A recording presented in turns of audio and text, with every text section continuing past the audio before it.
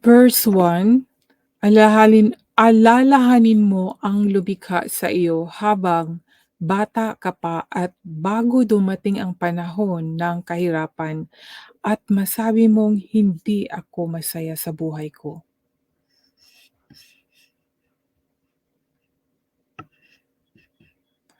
Verse 2, alalahanin mo siya bago dumilim ang araw, ang buwan, at ang mga bituin na parang natatakpan ng makakapal na ulap. Verse 3, darating ang araw na manginginig ang iyong mga bisig at manghihina ang iyong mga tuhod. Hindi ka na makakanguyang mabuti dahil iilan na lang ang iyong ngipin at lalabo na ang iyong paningin.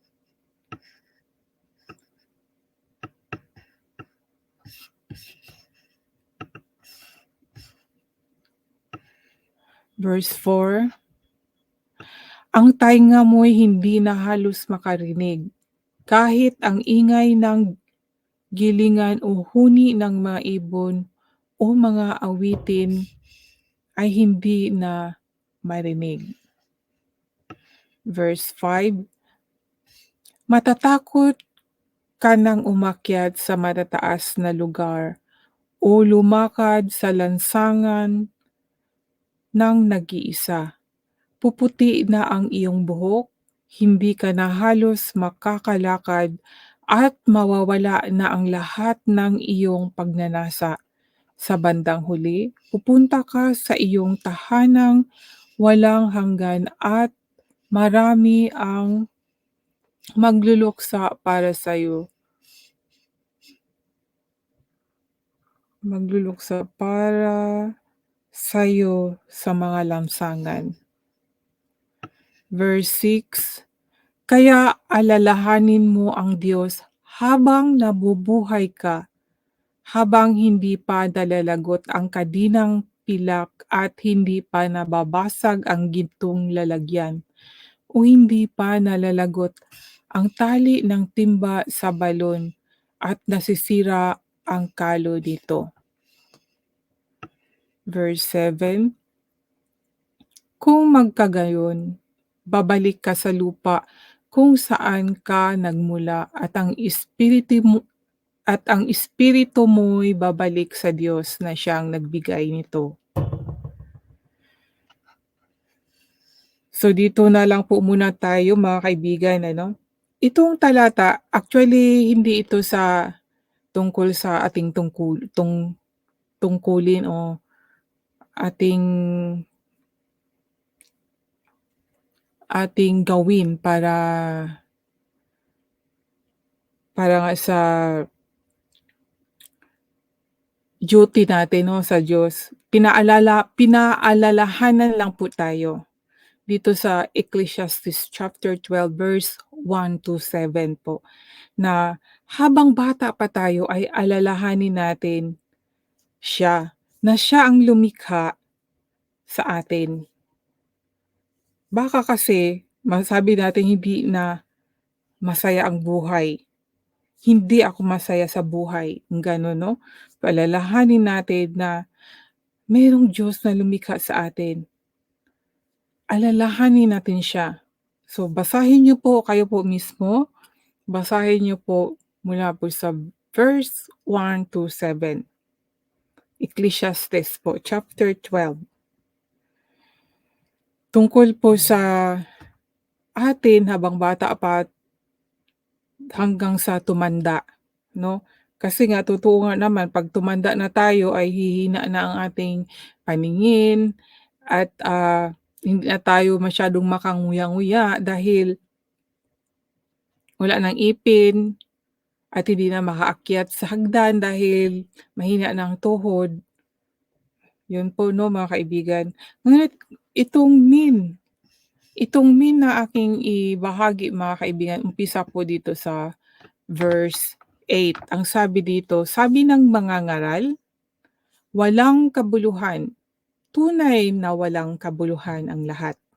Ang sabi po 'no. Verse 9, Bukod sa pagiging marunong nitong mangangaral, itinuro din niya sa mga tao ang lahat ng kanyang nalalaman. Pinag-aralan niyang mabuti ang mga kasabihang binanggit niya rito.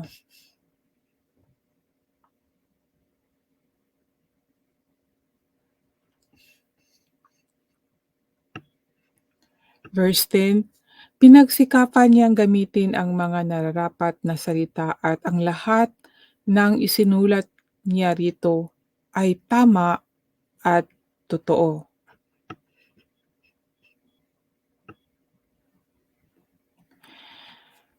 Verse 11, ang mga salita ng marunong ay parang matulis na tungkod na pantaboy ng pastol sa paggabay sa kanyang kawan o parang pakong nakabaon.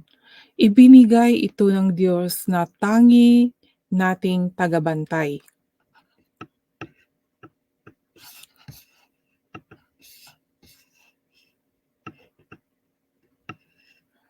Verse 13, ngayong nabasa mo na ang lahat ng ito ang aking huling payo. Matakot ka sa Diyos at sundin mo ang kanyang mga utos, dahil ito ang tungkulin ng bawat isa. Verse 14, sapagkat hahatulan tayo ng Diyos ayon sa lahat ng ating ginagawa, mabuti man o masama, hayag man o lihim. Yan po mga kaibigan, ang salita ng Diyos na ating pagbulay-bulayin. At kung meron po kayong alam, naunawaan, ibahagi niyo rin po para madagdagan po ang aking naunawaan. So, bahagi ko lang po ang aking naunawaan mga kaibigan at siyempre kung meron po kayong willingness, pwede po kayong mag-join sa akin sa mga live ko po para po ating pagbulay-bulay ng salita ng Diyos. So, habang wala pa po akong kasama ay ako lang po ang magbabahagi ayon po sa aking naunawaan. So, ito 'no, yung binasa ko ito, actually kung bakit ko ito naibahagi, humihingi po kasi ako sa Panginoon. Nung time na yon, sabi ko, "Lord, bigyan mo naman ako ng salita or talk to me Lord." And then, as usual po binuklat ko po ang Bible at ito po yung nabuklat ko, Ecclesiastes chapter 12. So binasa ko, habang binasa ko,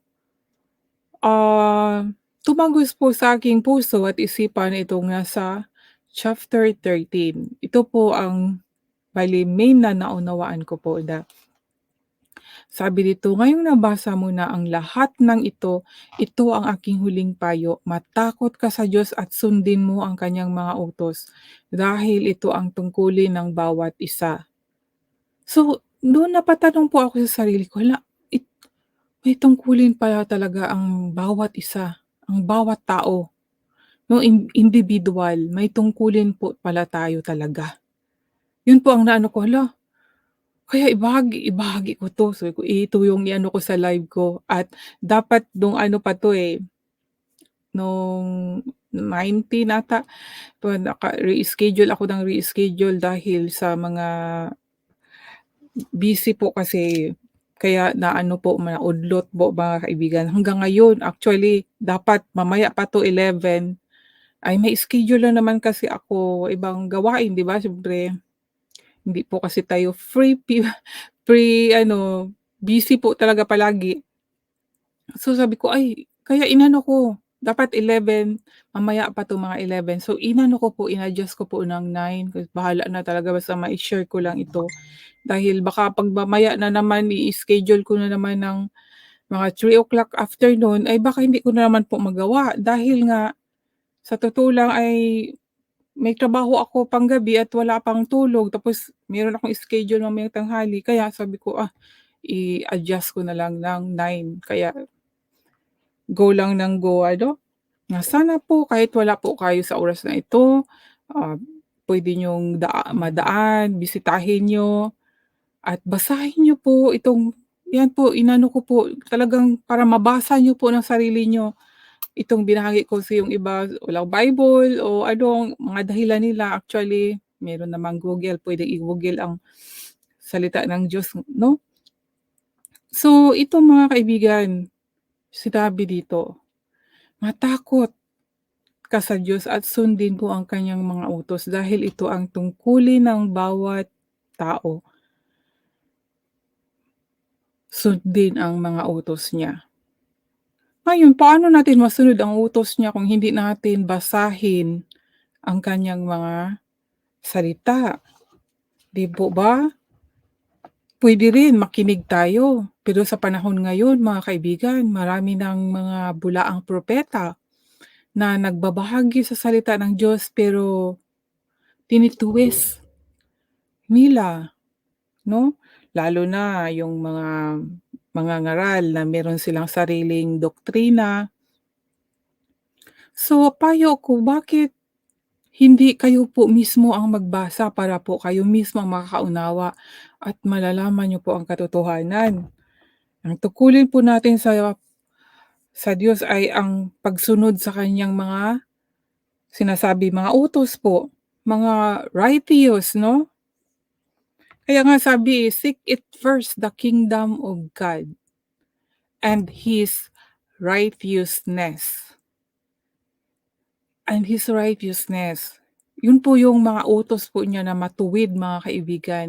Ngayon kung wala po tayong alam ano yun, totoong itinuro sa atin kagaya nung Ten Commandments. Ngayon kung hindi natin memorize, hindi natin isinaiisip kung ano yung utos ng Diyos, wala ding kabuluhan, 'di ba? Kaya kailangan talaga sa puso, isip ang mga salita ng Diyos para atin pong masunod. Kaya nga sabi nila wala daw perfect na tao. Paano hindi maging perfect kasi hindi sinusunod, 'no? At sabi walang makakasunod. Kaya nga, totoo 'yan, walang makakasunod sa 10. 10 lang yung pinaka-main commandments. Palagay natin ang dami pong mga pinagbawal ang Diyos pero yung 10 commandments na sinabi ni Moises, yun po ang pinaka-main na huwag mong gawin 'yan, huwag mong gawin ito. So ngayon para po malaman natin, atin pong ano, balikan, basahin po natin itong nasa Exodus po. Para malaman po natin ang mga utos niya. Dahil sa ngayon din ay didebatehan nila na ang utos ni Moises ay hindi na raw sinusunod. Pero sa akin po, kahit na meron tayong Jesus Christ na nagligtas sa atin, masabi ko pa rin na hindi po ito nawala. May mga ano lang, may kaibahan lang po ang pagkasabi ni Jesus Christ, pero hindi po niya ito inalis. Ang salita ng Diyos ay hindi po nagbabago, hindi nawala, may nabago lang. Hindi kasi yung kay Jesus Christ kasi, bago po nabulol ako. Bago ko po basahin ang Exodus, si Jesus Christ kasi ang iniba niya, ang pagkaiba doon po ay pag-ibig yung ginamit niya doon sa 10 commandments na 'yan. All in all pag-ibig. Totoo nga naman kasi kung walang pag-ibig sa kapwa, hindi natin magawa ang mabuti 'no? Kung sige nga, kung galit ang nasa puso mo makagawa ka ba ng mabuti sa kapwa mo, 'di ba? Kaya itong mas ano 'tong ano ni Jesus Christ mas, mahigpit dahil love, even your enemies, love your enemies, 'di ba? Mas mahigpit.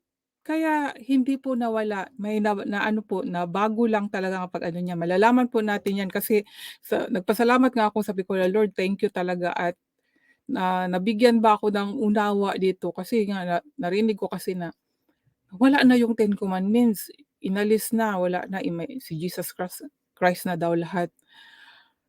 Totoo naman 'yan na si Jesus Christ talaga at 'pag tayo sa kanya mapawalang sala tayo. Ngunit walang kabuluhan ang pagligtas niya sa atin kung hindi din tayo gagawa ng mabuti, 'di ba? Kung hindi natin sundin ang sinabi niyang God above love God with all your heart, mind, and soul, 'di ba? And then second commandment is love your neighbor as yourself. So, sa love, all in all love, yun po yun mga kaibigan. At meron pa, so basahin ko na po itong sa Exodus para po ma-review natin kung ano po yung utos ng Diyos, ano. So sabi dito sa verse 1 ng Exodus chapter 20, sinasalita ng Diyos ang lahat ng salitang ito na sinasabi, "Ako ang Panginoon mong Diyos, na naglabas sa iyo sa lupain ng Egypto sa bahay ng pagkaalipin. Huwag kang magkaroon ng ibang mga Diyos sa harap ko. Huwag kang gagawa para sa iyo ng larawang inanyuan o ng kawangisman ng anumang anyong nasa itaas sa langit, o ng nasa ibaba sa lupa, o ng nasa tubig sa ilalim ng lupa.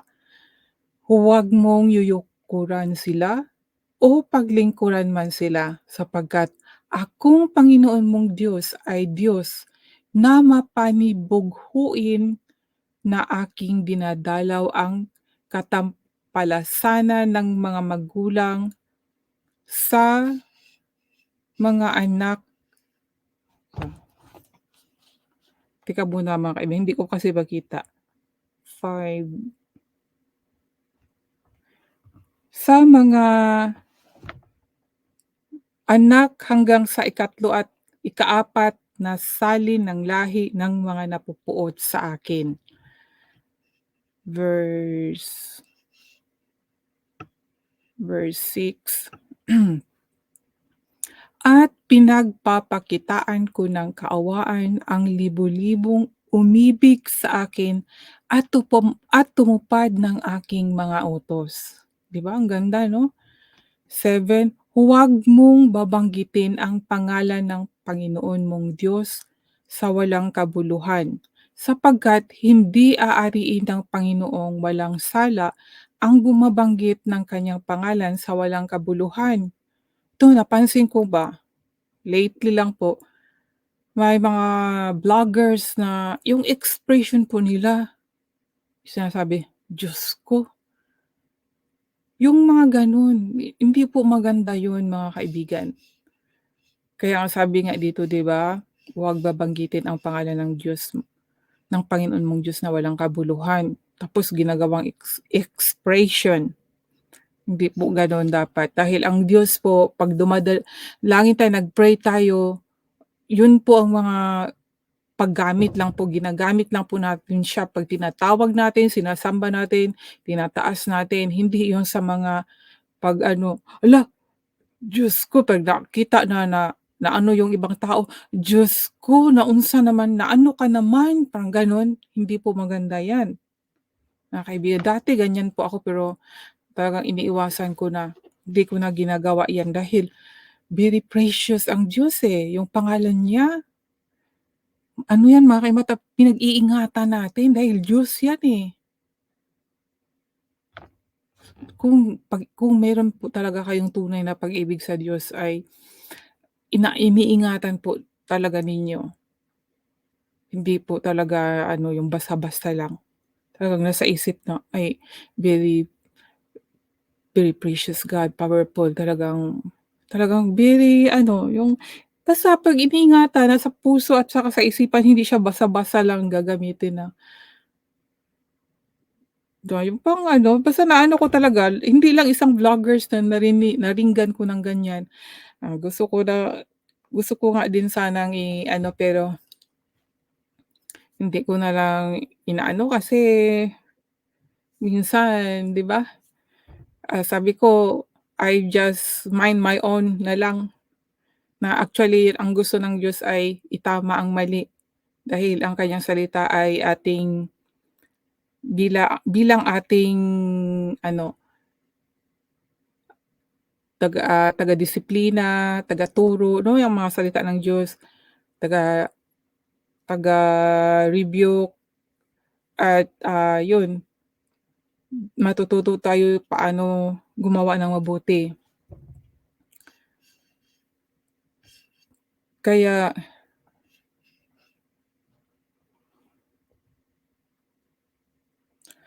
kaya 'yan yung mga kaibigan ano. And then dito sa verse 8,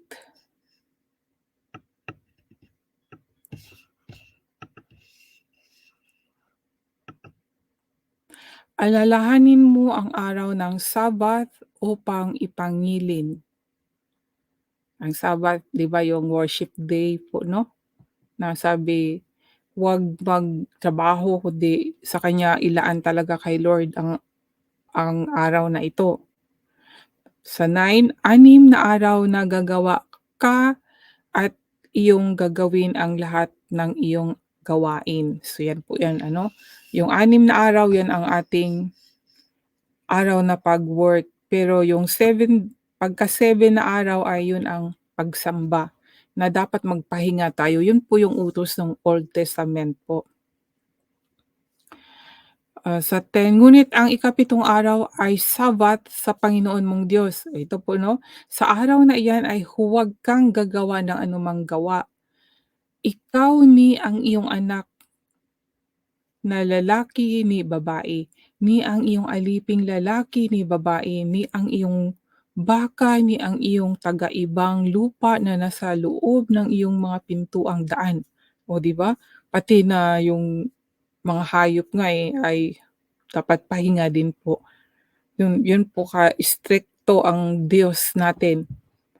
Na hanggang ngayon po siyempre 'no, kailangan natin maglaan ng oras sa kanya, para kay Lord lang po talaga. Pero sa sobrang busy na yung iba kahit na nga isang oras lang hindi pa makapagsimba 'no, or kahit half day lang hindi pa makapunta dahil sa sobrang busy. Uy mga kaibigan, diyan 'pag, hindi na kayo nagsamba, nagsisimba, maglaan po kayo ng oras para sa Panginoon at tapos na po yung COVID, wala na po yung ano, wala na po yung ano ba yun, yung bawal lumabas ng bahay. Kaya balik na po tayo sa pagsamba. At sa verse 11, "Sapagkat sa 6 na araw ay ginawa ng Panginoon ang langit at lupa, ang dagat at lahat ng nangaroon, at nagpahinga sa ikapitong araw na ano pa't pinagpala ng Panginoon ang araw ng Sabbath at pinakabanal." Imagine, pinagpala ng Panginoon ang araw ng Sabbath. So, dapat sa pinagpalang araw ay nandoon tayo para tayo ay pagpalain din mga kaibigan.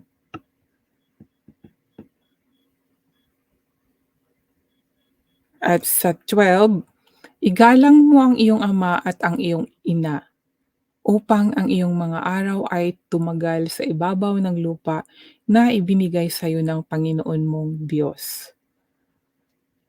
13, "Huwag kang papatay."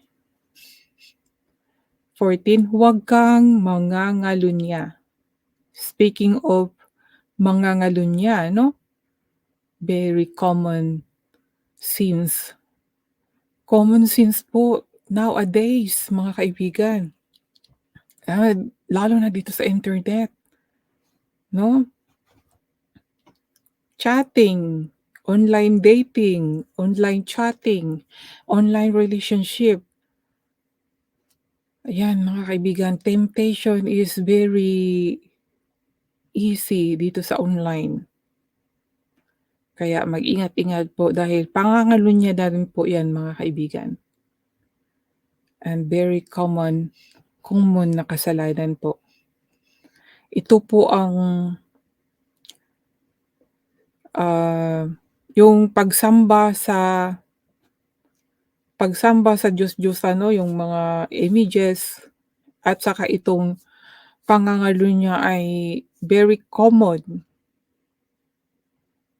Well, meron pa rin yun itong pagpatay 'no, pero ito talagang pangangalunya at saka yung pagsamba sa mga Diyos-Diyusan. yang dalawa na 'to ay connect connect po siya kasi kung tayo ay sumamba ng mga larawan o lumuhod sa mga larawan, nagbanggit ng mga ibang pangalan, ay wala pong kaibahan dito sa pangangalunya din sa kapwa natin. Halimbawa, may asawa tayo at, nakikiapid tayo, ay gano'n din po. Para din po tayong nakikiapid in spirit 'no, dahil meron tayong Diyos na naglalang sa atin. Kung ating balikan yung sinabi do'n sa Ecclesiastes na ang Diyos ang naglalang sa atin, 'di ba? Ito Ecclesiastes, "Alalahanin mo na ang lumikha sa'yo habang bata ka pa at bago dumating ang panahon ng kahirapan at masabi mong, 'Hindi ako masaya.'" So, meron talagang naglalang sa atin kahit na tayo ay, ipinanganak ng ating mama, papa 'no, sa flesh, pero ang naglalang pa rin sa atin ang Diyos. Alalahanin mo ang lumikha sa'yo, ang lumikha 'no, habang bata ka pa. So, meron talagang lumikha sa atin mga kaibigan. And then 'yan nga, 'pag, sumamba tayo or nag-ano tayo ng ibang mga images, parang din tayong nakikiapid in spirit po. Kaya diyan po nagseselos po talaga ang Diyos. 'Pag atin lang po ano 'no, i-reflect natin sa ating sarili, 'di ba? Ah, Meron tayong mahal na tao tapos sabi nga mahal din tayo ng tao, yun pala nag-betray sa atin, siyempre ano tayo, maninibugho talaga tayo. Yun ang sabi din po ng Diyos na maninibugho din siya, siya ang Diyos na manibugho. Dahil ayaw niya na tayo ay sumamba ng ibang mga Diyos-Diyosan. Diyos-Diyosan po kasi ang tawag doon sa mga nirerespeto natin na hindi Diyos. Tinatawag natin mga pangalan nila na hindi naman sila Diyos sa oras ng ating dasal 'no? At, hindi naman po talaga lingid din 'yan sa iba. Ako nagawa ko 'yan dati, pero 'yun, the word of God correcting, so sinunod ko lang po. So dito tayo sa verse 15, "Huwag kang magnanakaw." 'No, tungkol sa pangangalunya at pagnanakaw,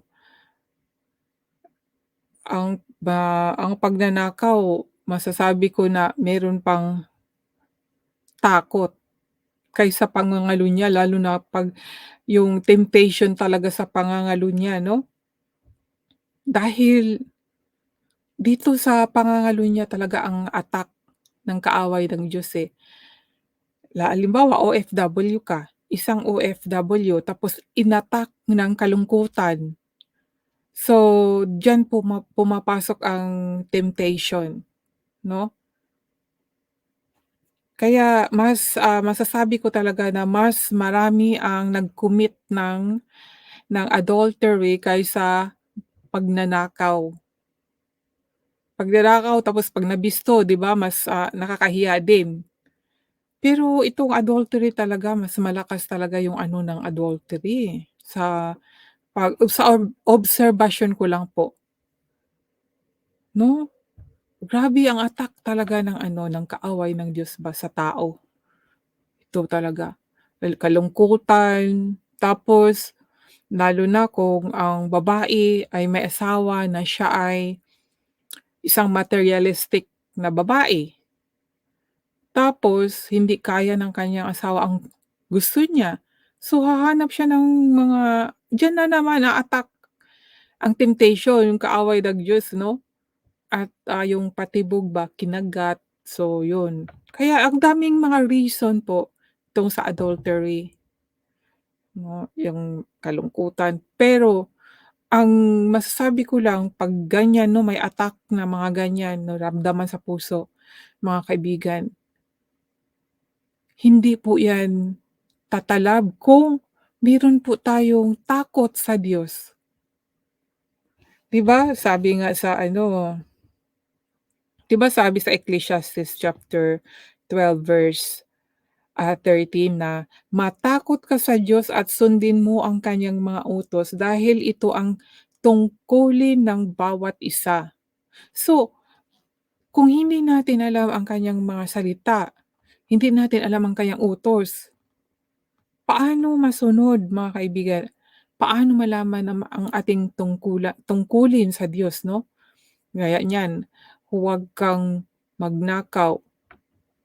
Tapos siyempre kung alam mo 'yan na naalala mo, hala, huwag pala magnakaw, siyempre 'no, the conviction of the Holy Spirit kung meron ka talagang Diyos o meron ka talagang pag-ibig sa Diyos ay hindi po mananaig, eh.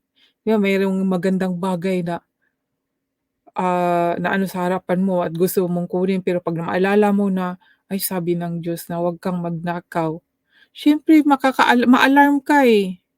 Umiiral yung takot mo at pag-ibig mo sa Diyos. So, iwas po ang pagkakasala. Kaya nga sabi, eh, magbasa tayo sa salita ng Diyos bilang ating guide sa pang-araw-araw para sa paggawa ng mabuti. At dito po sa 16, huwag kang magbibintang sa iyong kapwa. Yan po mga kaibigan. Kung ikaw ay palabintang, huwag, iwasan na po natin. Minsan ano, yung mga tamang hinala ba, yung hindi pala totoo kaya mali din yun. Minsan dapat alamin muna ang buong istorya bago natin sabihin. Baka mamaya magkakamali tayo. Basta alamin lang po natin mga kaibigan kung ano yung mga utos ng Diyos. So dito sa verse 17, huwag mong iimbutin ang bahay ng iyong kapwa. Huwag mong iimbutin ang asawa ng iyong kapwa, ni ang kanyang aliping lalaki o babae, ni ang kanyang baka, ni ang kanyang asno, ni anumang bagay ng iyong kapwa. So yun po 'no, yung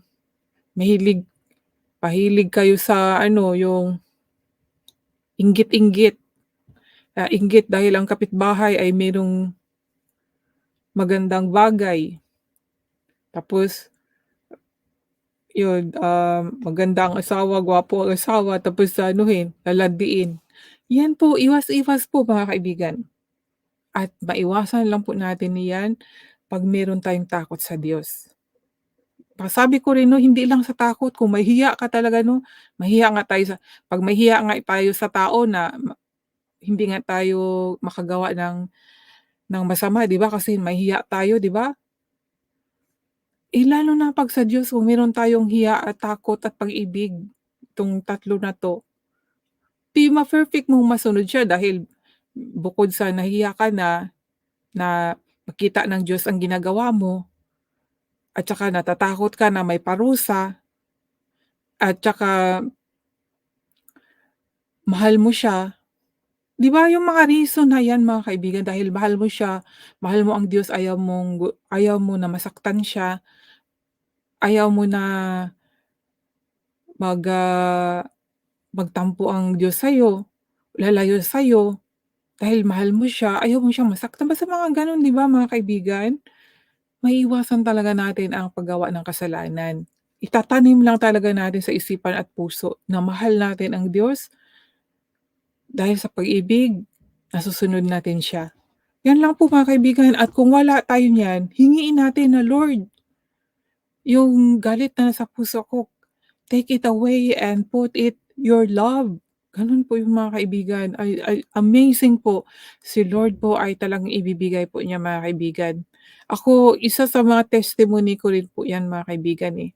Lagi kong pinagdasal na, Lord, kasi minsan 'di ba, nagagalit, sabi ko, "Lord, nagagalit na naman ako, Lord. Alisin mo 'to, Lord, ayokong magalit. Gusto ko yung pag-ibig mo lang na like you, like Jesus Christ." Kasi kung naranasan ko kasi mga kaibigan na pinakita niya sa akin na mahal niya ako ba, kaya pinatawad niya ako sa mga kasalanan. Kaya yung mga gano'n na na naranasan ko, yun yung mga ano ko na, yung naranasan ko na pag-ibig mo, gusto ko yung gano'n din ang aking, matanim sa puso ko at isipan ko. Kasi 'no, tao lang tayo, eh. Hindi tayo makagawa ng mabuti o perfect kung hindi natin hingi sa Panginoon na wala siya na maggabay sa atin.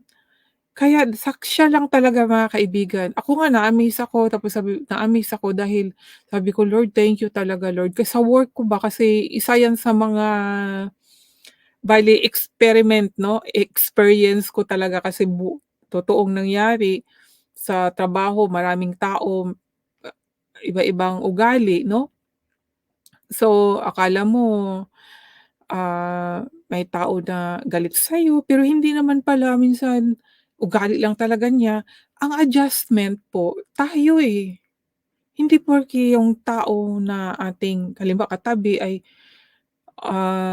parang magalit siya, nagbagsak-bagsak, siguro may sarili siyang problema o ano, tapos, katabi natin mabibigla ka na, "Nagalit ba 'to sa akin?"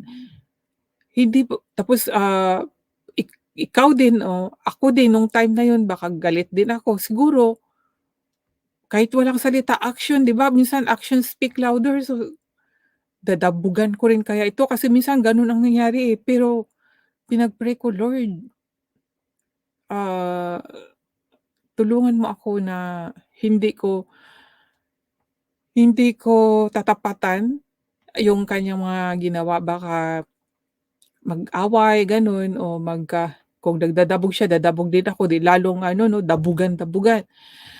Lalo na 'pag, walang good communication. So akala ko nagalit sa'kin pero hindi, eh, pray lang. Kasi sabi ta's naalala ko yung mga word na wag kang don't ano ba yun, yung tungkol sa don't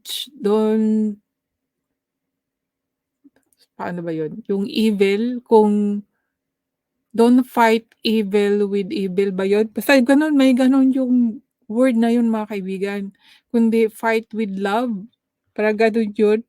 Hindi ko masyadong ma-remember, pero yun yung naano, mga word na yun pasalamat talaga ako sa Diyos na thank you talaga Lord sa mga word mo na nagpa-remind sa akin. So, ma-adjust ba mga kaibigan, makontrol natin ang ating sarili na hindi natin alam baka nagdadabog siya, may sarili siya problema, hindi niya iniisip na may mga kasama siya, katabi siya na baka maano ba yung magulat 'no, or pinapakitaan ka ng hindi magandang pag-uugali. Tapos pakikitaan mo rin ng hindi magandang pag-uugali. Hindi pala gano'n, dapat kung pinapakitaan tayo ng hindi magandang pag-uugali, dapat mabuti ang ipapakita natin. So, triny out ko po 'yan mga kaibigan, and with prayer. And then sa ngayon lang po 'no, itong mga ano, parang nag-work po siya. Nag-work at, naging okey na yung kinakausap na niya ako.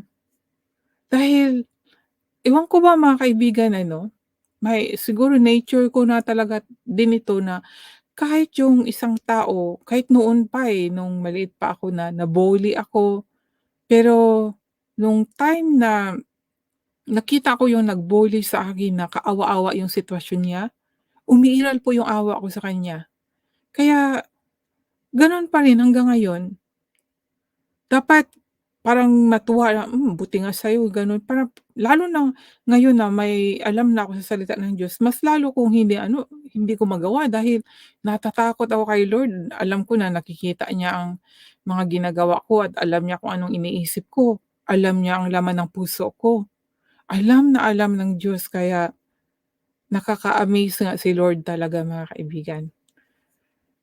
Alam niya lahat kaya walang nakakatago sa kanya.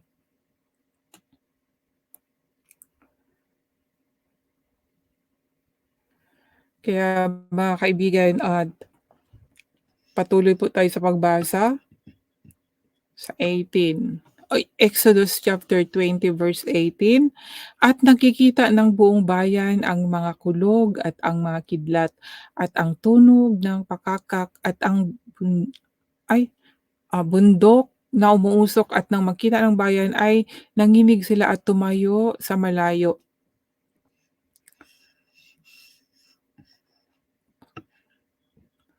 At sinabi nila kay Moises, verse 19, "Magsalita ka sa amin at aming didinggin, tatapat huwag magsalita ang Diyos sa amin, baka kami ay mamamatay."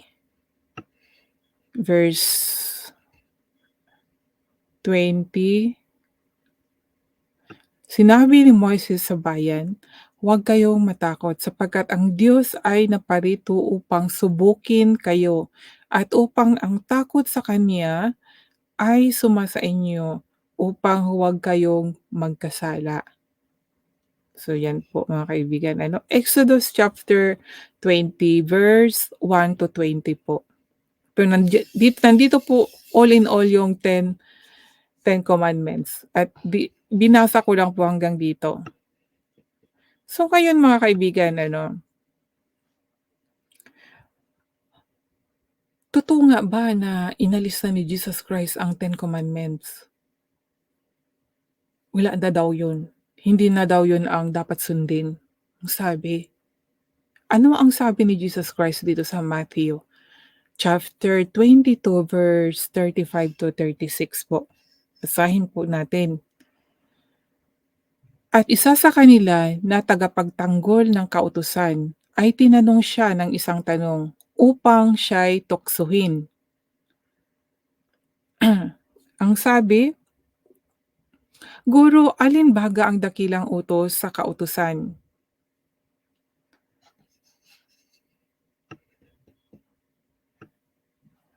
37, at sinabi sa kanya, "Iibigin mo ang Panginoon mong Diyos ng buong puso mo at ng buong kaluluwa mo at ng buong pag-iisip mo. Ito ang dakila at pangunang utos." So yan po yung utos, 'di ba? Sa Ten Commandments po, 'di ba, meron din pong utos ng gano'n? Kung naalala niyo po mga kaibigan, 'di ba, dito sa Exodus.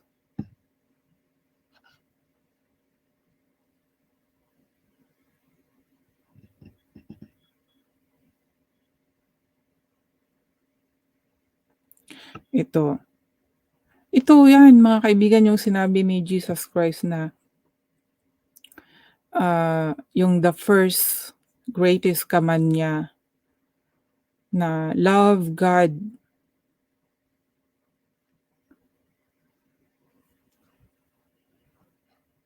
with all your heart, mind, and soul. At ito yung sa Exodus na huwag kang gagawa para sa'yo ng larawang inanyuan o kawangisman ng anumang anyong nasa itaas sa langit, unang nasa ibaba ng lupa, unang nasa tubig sa ilalim ng lupa. 'Di ba? Huwag mong yuyukuran sila at paglilingkuran mo sila. So ngayon kung mahal mo ang Diyos, yuyukod ka ba sa mga Diyos-Diyusan na dito na sa binanggit dito sa Exodus chapter 20 verse 5? Hindi, 'di ba? Dahil mahal mo ang tunay na Diyos, 'di ba? 'Yan po, and sabi,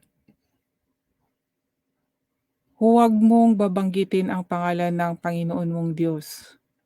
Dito sa verse 6, "At pinagpapakitaan ka ng kaawaan ng libu-libong umibig sa akin at tumupad sa aking mga utos." So yan po yung verse 5, 6, 7, 7 yes, hanggang,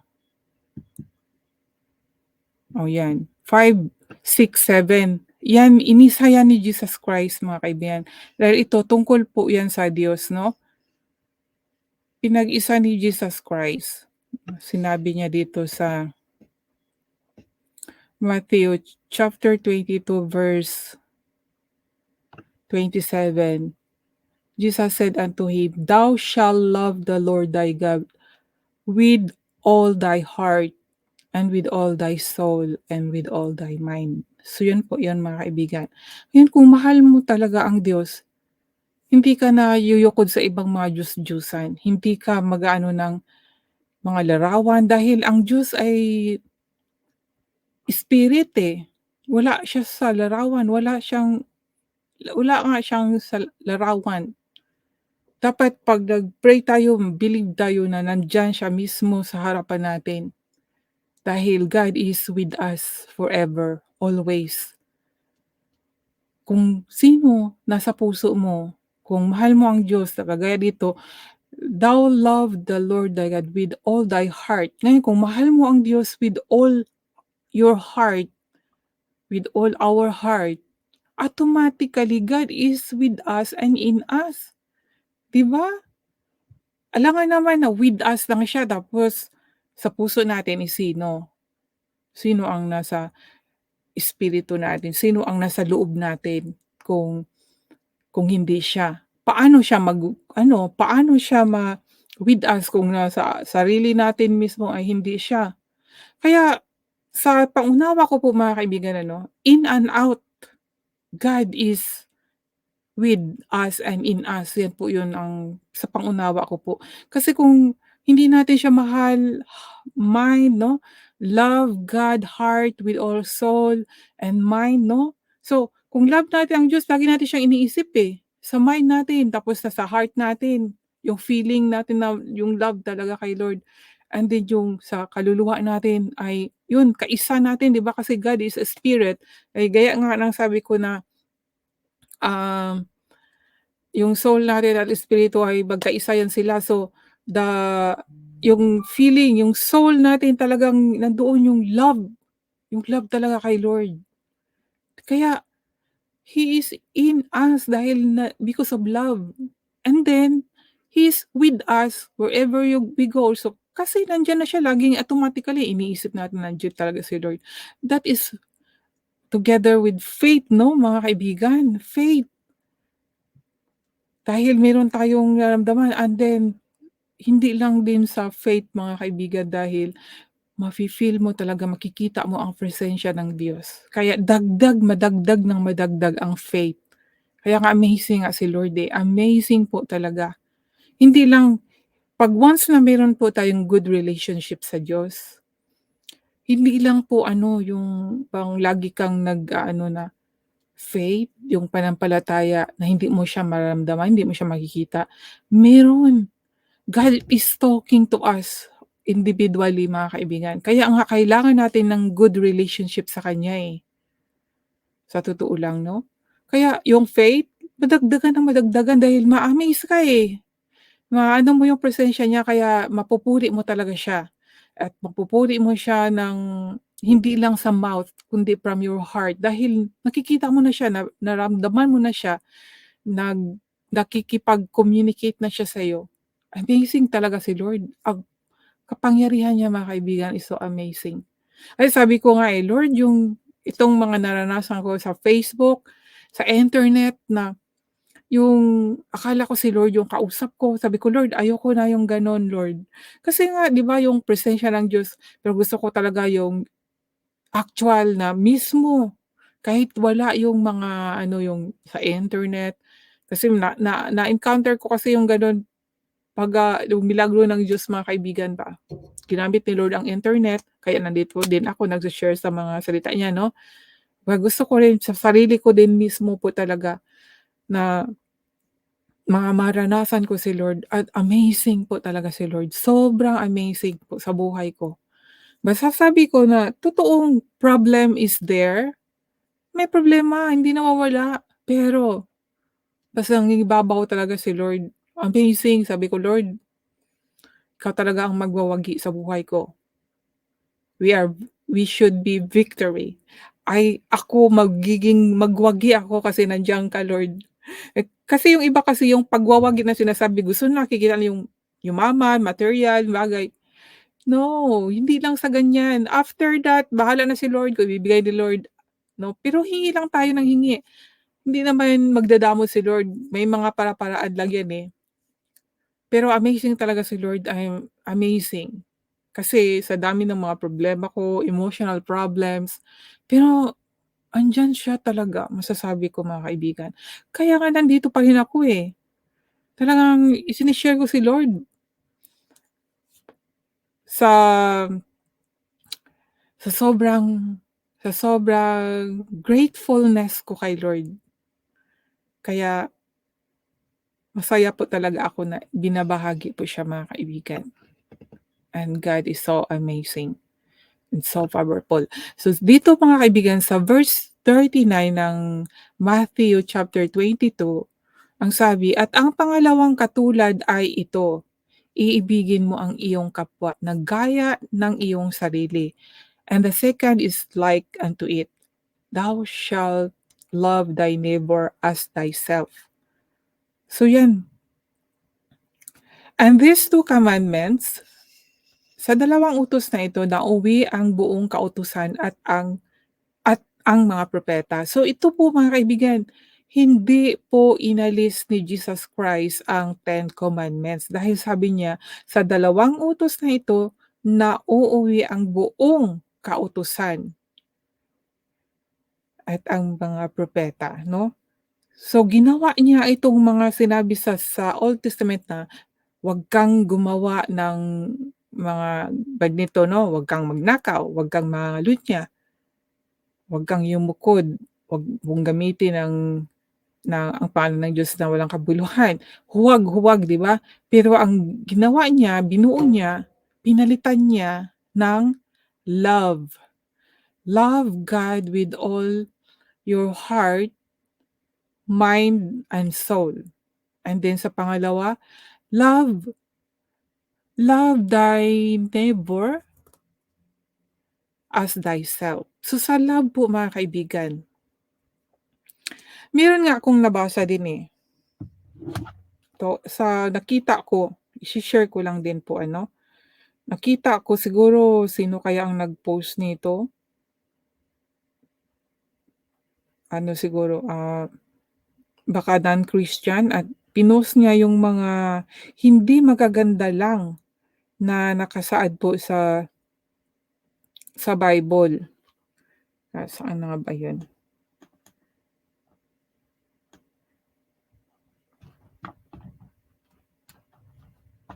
Ito, itong parang inano lang po niya, ibinahagi po niya yung sa comments nabasa ko po,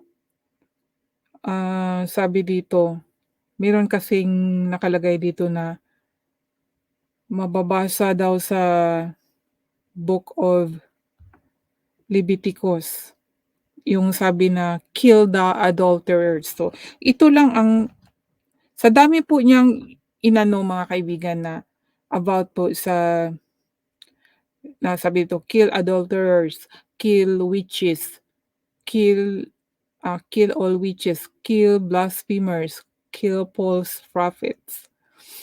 Hindi niya naunawaan ito, hindi naman talaga ganito ang sabi ng Diyos, eh, na na ano lang yung kung wala talagang something na ginawang masama ba ang tao. Pero ito ay sa Old Testament. Ngayon, itong sa adultery 'no, kasi nung Old Testament, 'di ba 'pag nangangalunya yung mga tao, pinapatay nila yung mga nag-a-adultery nung nakikiapid, 'di po ba, pinapatay nila. Pero inalis na yun, yun po yung sinabi ko na ay hindi inalis, iniba ni Jesus Christ. Kaya nga sa New Testament hindi na yung ganito yung itinuro noon. Kasi 'di ba noon, kung binato ka ng bato, batuhin mo rin siya ng bato, 'di ba? Ngayon iniba ni Jesus Christ, kaya amazing nga si Jesus Christ talaga, eh, dahil sinabi 'pag batuhin ka ng bato, batuhin mo siya ng tinapay, 'di ba? So, love ang ano po doon, ang ipinalit ni Jesus Christ, hindi na po yung an eye for an eye, tooth for a tooth, hindi na po gano'n. Sa pag-ibig na po. Kaya nga do'n sa ano 'di ba yung kasi nung mga Pariseo, nakita nila yung adultery at 'di ba tinanong nila kay Jesus Christ na siya ay nakikiapid, ano ang dapat gawin sa kanya, 'di ba? At ano ang sagot ni Jesus Christ, 'di ba? Kung kung sino sa inyo ang hindi nagkakasala, batuhin siya, 'di ba mga kaibigan? So, iniba lang ni Jesus Christ, hindi po nawala 'yon, iniba lang. Ang mga nagkakasala ngayon, hindi na po yung sabing papatayin, kundi bumalik loob kay Jesus Christ, sumampalataya sa Kanya. 'Pag tayo ay sumampalataya sa Kanya, tayo ay mapawalang sala. Yun po yun mga kaibigan. Kaya amazing. Ito gusto kong i-share ito, para maunawaan itong tungkol dito pero sa ngayon kailangan ko pang pagbulay-bulayin at ito lang po itong sa adultery lang po muna ang ibabahagi ko para maunawaan po ng iba. Kasi sabi dito, "When someone tells you about their loving God, be sure to show them this and ask them to explain." I-explain daw ito na ang Bible commands us to kill adulterers. Noong unang panahon totoo po 'yan at meron pa sa ibang bansa gano'n ang inano, yung parusa nila. 'Di ba sa atin ngayon puwedeng ikulong sa ano, 'no, yung yung iba tao na mismo ang judge sila na mismo, yung bang sa sobra nilang galit 'no, gano'n, 'di ba? Pero 'pag tayo ay maka-Diyos o talagang may Diyos na takot tayo sa Diyos na hayaan natin ang Diyos ang magbigay ng parusa, ay ipagdasal natin. Ngunit kung tayo ay nag-commit ng adultery, meron po tayong kaligtasan, meron pong sa atin, I'm sure for that talaga mga kaibigan. At isa po ito sa testimony ko kung kaya nandito ako nagbabahagi sa salita ng Diyos, 'no? 'Pag nag-commit tayo ng kasalanan, whatever sin, God will forgive us, 'yun lang po. At wala na po itong ganito, yung kung ano yung kasalanan ay ano yung 'yun papatayin, hindi na po sa gano'n. Kaya nga may Jesus Christ. So 'yan po mga kaibigan at, naibahagi ko na po sa susunod na lang sa sunod po uli continue lang po tayo sa ah, pagbasa, pakinig sa salita ng Diyos 'no, bilang aral lang din, nakaka-amaze po ang salita ng Diyos mga kaibigan. Basta masabi ko lang po talaga na sa buhay ko po, grateful po ako kay Lord at isa sa mga salita niya ang ibinigay na pinaunawa niya sa akin bilang guide ko po. Kaya nandiyan lang po sa mga halimbawa sa pamilya ko, sa mga kapatid ko, kung nakita nila ito na hindi sila maniwala sa akin, bahala po sila. Basta ito, na sana po maniwala po. Dahil hindi ko naman po mapilit kung hindi po maniwala. Pero hindi po ako magsasayang ng oras dito kung kung kung hindi po totoo ang mga pinapatotoo ko po. At hindi po ako magsasalita dito na hindi ko po naranasan talaga yung presensya ng Diyos na kabutihan niya, yung kabutihan po ng Diyos so amazing. God is so amazing po mga kaibigan. At hanggang ngayon talagang grateful pa rin ako kay Lord. Basta amazing si Lord. And I'm happy talaga na isa ako sa kanyang ginawang instrumento. At katungkulan natin, ito yung katungkulan natin mga kaibigan, alamin ang tungkol po sa kanya at ibahagi po siya. And we have to pray and worship sa kanya dahil siya lang po ang Diyos na lumikha sa atin. Kung may naalala nga pala ako sa verse 1 ata ng I'm sure na sa verse 1 sa chapter 1 ng Genesis yun na sinabi niya, ibibigay, ako ang nagbibigay dito. Meron siyang word na gano'n. I don't know, na-amaze ako doon na si Lord nagbibigay talaga siya kahit hindi natin hinihingi. Kasi sa pagkakaalam ko hindi hiningi yun, eh, hindi pa wala akong nabasa na hiningi kundi kusa niyang binigay. Kaya si Lord magbibigay po talaga sa atin mga kaibigan, magbibigay po siya at alam po niya kung ano po yung pangangailangan natin. Huwag lang po tayong ma-discourage na hindi pa natin matanggap agad at mag-examine din po tayo sa sarili natin. Bakit gano'n? Baka merong mga bagay na dapat nating gawin para ibibigay na ni Lord ang ating hinihingi. Kasi minsan, may mga paraan na dapat may matutunan pa tayo para matanggap na natin ang ating mga hinihingi. Lalo na kung ikaw ay isang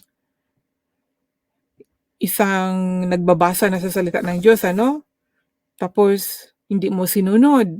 May mga gano'ng sitwasyon. Nasabi ko 'yan dahil karanasan ko po, eh. Pero God is good mga kaibigan. God is good. So hanggang dito na lang po and God bless po sa inyong lahat.